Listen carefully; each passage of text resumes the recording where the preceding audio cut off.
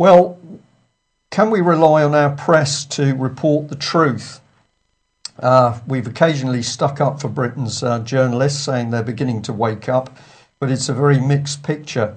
And we thought today, for crass reporting, we'd focus on the Daily Mail. And here is their unbelievable article, "The Yummy Mummy, a Satanic Sex Cult and the Smears That Terrorised a Very Swish London Suburb. Yoga teacher forced her children to make false abuse allegations against teachers, priests and their own father."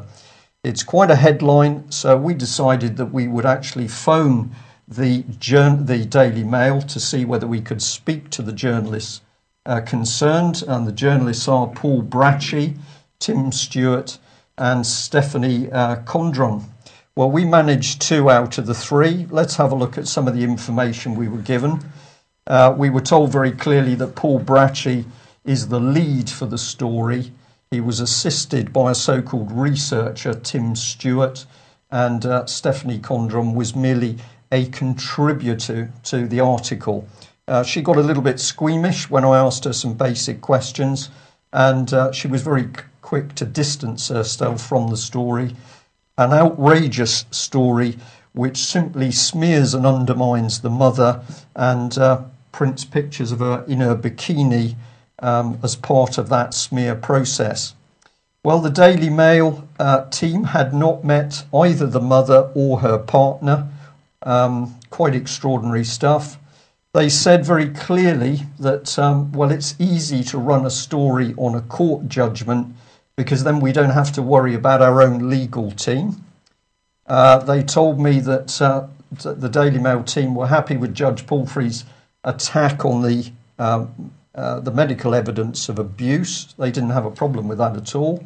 And basically, in the limited discussion before they got quite hostile, they revealed a pathetic knowledge, really, about what child abuse is about, the scale of it, and the sheer cover-up, perjury, lies, falsification of reports that goes on inside family court hearings. So these so-called mainstream journalists, we can reveal, simply wrote a story based on what the judge said from this terrible case and what they had picked up online. They had apparently spoken to some of the parents at the school, and of course the parents had said, well, we haven't done anything. So the Daily Mail said, well, that's okay then. A bit like Oxford and Cherwell Valley College. Very similar to Oxford and Cherwell Valley College. Now, we have said we're going to continue to report on this case. We covered a little bit in the news last week. This was sent through to me shortly before we started the news today, just to say that that snippet had, on one source alone, already got nearly 3,000 views. We're going to continue to fight for the truth about child abuse in Hampstead, and we think that it can best be done using really this as an example. What sort of thing do we need to look at? Well, we think we need to know exactly what did take place in what were secret court hearings. We want to know why the police coached the children. It's very clear from the videos of the police in action that the children were coached to retract their statements. We want to know what actual investigations the Met Police carried out into the abusers of the children, on the basis the medical report showed very clearly the children had suffered sexual abuse. We would like to know why the judge attacked the medical reports and indeed the doctor producing it, even particularly as it demonstrated the children had been abused.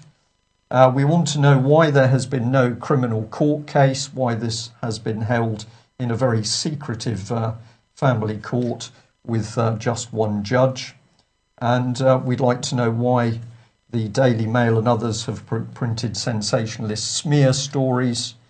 And also we would like to know why Metropolitan Police officers were threatened to back away from this case.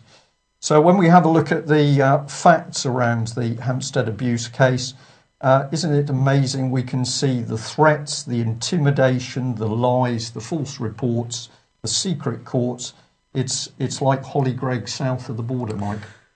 It did stagger me, some of the responses from the journalists, and you've got to ask what goes through somebody's mind as a journalist when they're looking at a story like this, and they don't actually do the work to find out, objectively what the story is about before they print something like that. Well, it's sloppy journalism. Of course, they're all being paid to do a proper job. And actually, what I've learned from talking to the Daily Mail reporters this morning is they're simply going on the internet and trying to cruise off the back of all of the work that some very good people have done to post up factual information about what happened around Hampstead. So I'm going to say that I was absolutely appalled at the gross lack of knowledge by those Daily Mail journalists, and for them to simply be almost laughing that, well, of course, the moment the judge made a judgment, that meant we didn't really have to pay attention to what we printed. So we printed effectively nearly a full-page smear article on the mother and her partner. When I attempted to discuss wider aspects of child abuse, how many children were abused in Britain, why there was no central database of statistics of children abused in care, the journalists simply didn't want to know. In fact, they couldn't get off the phone fast enough. So, I mean, it makes cover-up so much easier if journalists aren't doing their jobs. Well, I think, as we're going to show a little bit later in the news, Mike, if journalists don't get off their armchairs or get out of their armchairs and start to do some serious reporting, I think they're in for a big shock. I think a lot of our mainstream journalists at the moment have just got used to living in a cosy country where there's something very nasty brewing. And as I've said to many mainstream journalists, some of the first people to die in dictatorships are actually investigative journalists. So we'll wait and see.